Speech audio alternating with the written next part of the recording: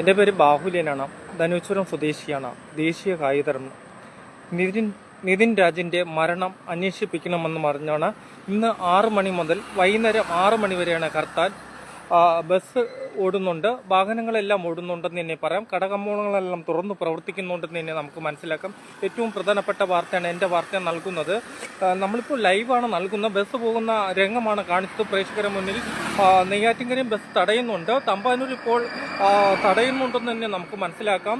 ഇരുചക്ര വാഹനങ്ങളെല്ലാം തടയുന്നുണ്ടെന്ന് തന്നെ നമുക്ക് മനസ്സിലാക്കാം. ഇപ്പോൾ ധനുശ്വരം IT നടയിൽ നിന്നാണ് ഈ ലൈവ് പറയുന്നത്. ഇവിടെ ഇപ്പോൾ ബസ് പോയിരിക്കുന്നു. നെയ്യാറ്റിൻകരയിൽ നിന്ന് വരുന്ന ബസ് വെള്ളറടയ്ക്ക് ബസ് പോയിരിക്കുന്നു. ആ ദൃശ്യങ്ങളാണ് നമ്മളിപ്പോൾ പ്രേക്ഷകർ മുന്നിൽ കാണിക്കുന്നത്. ഏറ്റവും പ്രധാനപ്പെട്ട വാർത്തയാണ് നമ്മൾ നൽകുന്നത്. കടകമ്പോളങ്ങളെല്ലാം തുറന്നിട്ടുണ്ടെന്ന് തന്നെ പറയാൻ സാധിക്കുന്നുണ്ട്. ഹർത്താൽ വ്യാപാരി വ്യവസായികൾ പറഞ്ഞ് കടകമ്പോളങ്ങൾ തുറക്കുമെന്ന് പറഞ്ഞിരുന്നു.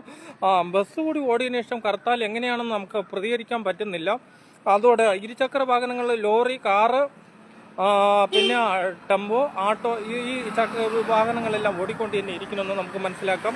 ഏറ്റവും പ്രധാനപ്പെട്ട വാർത്തയാണ് എൻ്റെ വാർത്ത നൽകുന്നത്. നമ്മളിപ്പോൾ നിൽക്കുന്ന IT നടയിലാണ് എന്നാണ് ഈ ലൈവ് ഇപ്പോൾ പ്രേക്ഷകരുടെ മുന്നിൽ പറയുന്നത്. നിതിൻ രാജിന് നീതി ലഭിക്കണമെന്ന ആവശ്യം ഉന്നയിച്ചുകൊണ്ടാണ് ഇന്ന് ഹർത്താൽ. കേരളം മൊത്തത്തിൽ ഹർത്താൽ നടക്കണമെന്ന് നമുക്ക് മനസ്സിലാക്കാം.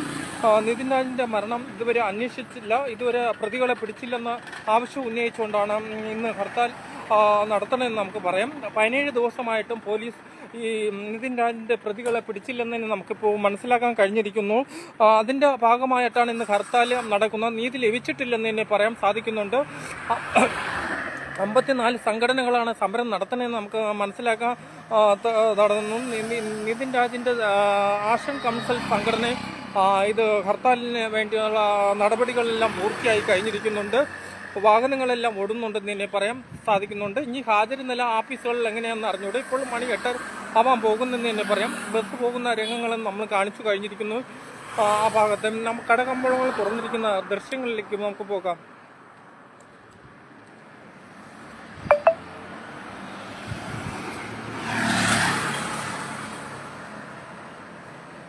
നെയ്യാറ്റിൻകര ദേശീയപാതയിൽ നിന്നും ഞാനിപ്പോൾ നിൽക്കുന്ന ധനുശ്വരം IT നടയിലാണ്. ഇതിൻ്റെ ഭാഗത്തിൻ്റെ അപ്പുറം ഒരു 5 കിലോമീറ്റർ കാരക്കോണമാണ്.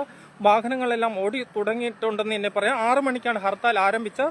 വൈകുന്നേരം 6 മണി വരെയാണ് ഹർത്താൽ എന്ന് പറയാം, നമുക്ക് പറയാൻ സാധിക്കുന്നുണ്ട്. എൻ്റെ വാർത്തയ്ക്ക് വേണ്ടി IT നടയിൽ നിന്നും ബാഹുലേ.